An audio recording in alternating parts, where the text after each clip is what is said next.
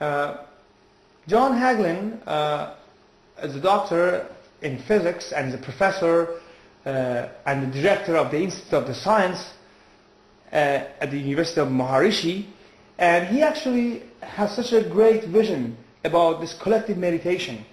And as a matter of fact, he did a very interesting experiment several years ago in capital Washington, D.C., and what he did was he asked 4,000 advanced meditators from all over the world to come together to the capital city in Washington, and for 4 hours they did meditate for reducing the crime rate in that particular summer. Obviously the chief police announced that perhaps your brain is fried. You know, it's impossible to reduce the crime rate just by meditating 4 hours. If you want to reduce the crime rate by 25% during the summer, pray for 6 feet of snow. That's the only way. But ironically, at the end of the summer, for some strange reasons, police announced that the crime rate has been decreased by 25% compared with the last several years.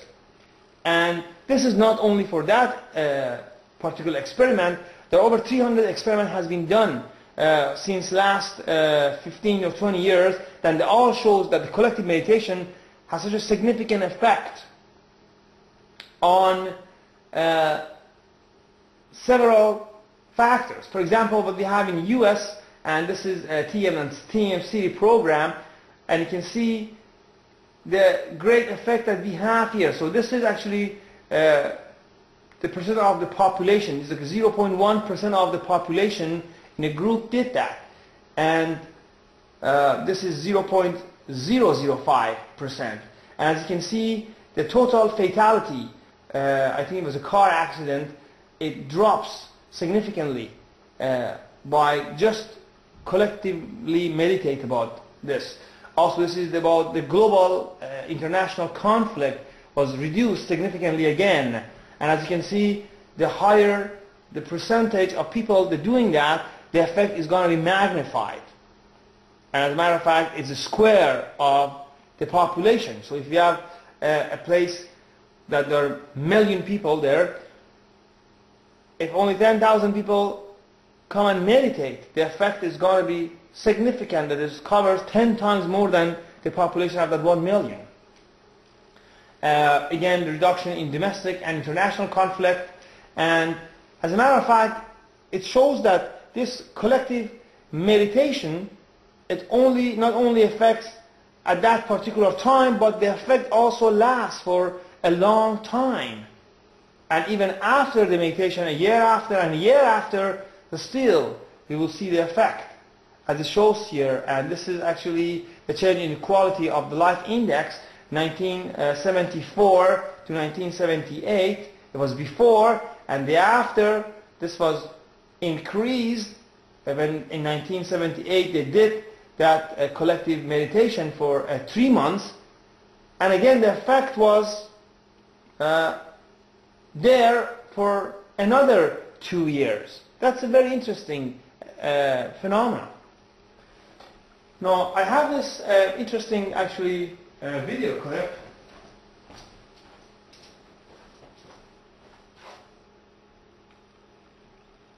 And this talks about the superconductor, so how it makes and what a significant amount of energy is there. So we can see this is a group of magnets that are being aligned. They got glued to a thin shield, and then they have a piece of that's a small glass saucer. Then we have this container in the bottom is a superconductor, and then we put liquid nitrogen. We have to reduce the temperature to minus 115 to 20. And as you can see, the bottom is a superconductor. It become a solid to a superconductor, and this container is totally levitating on the surface of this magnet. And again, this is a pure science. This experiment has been done, I believe, in Paris University just about a couple of years ago. It's really mind-blowing. it does have quite a bit of scientific application, but also maybe the true application of that is connecting it with the superconductor to collective meditation.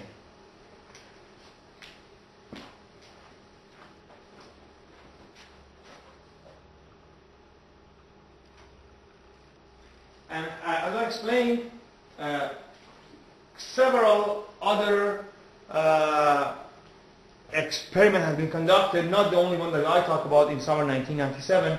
There are over 300 has been done for several years ago, starting from 1976. And these are all documented. These are all the research that have been conducted by scientists, top scientists in the world. Now, I have this video clip. It has a couple of interesting talks, and I would like you listen to it.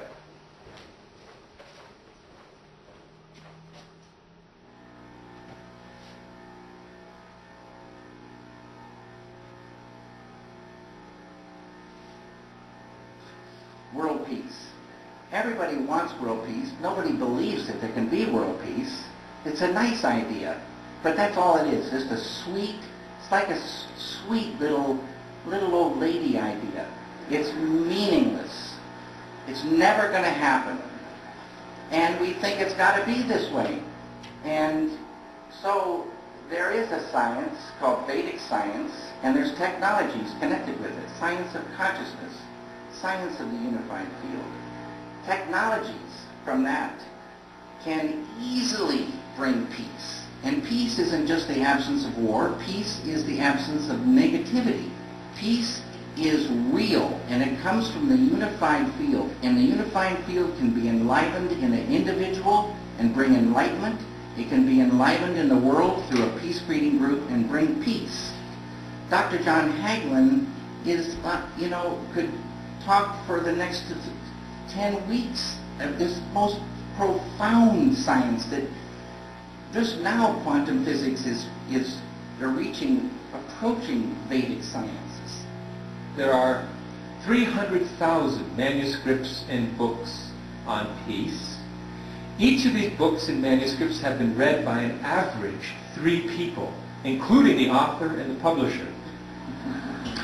Who wants to read another book, about peace? We want to create peace. There's an actual science of peace.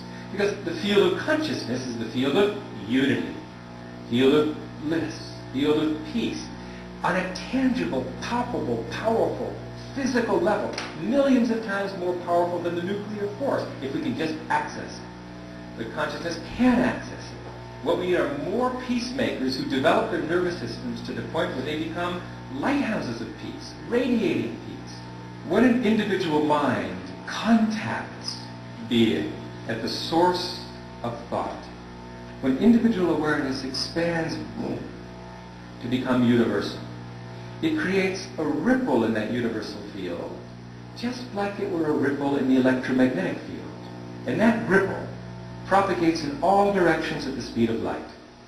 Just like the electromagnetic field, if you have a broadcasting antenna and you shake the electrons up and down in a broadcasting antenna, that creates a local disturbance in the electromagnetic field, and that disturbance propagates out in all directions at the speed of light. If we have a transistor radio over here with an antenna, that'll cause the electrons in our antenna to shake up and down, and the shaking up and down of the electrons in our antenna is decoded by the transistor radio as music.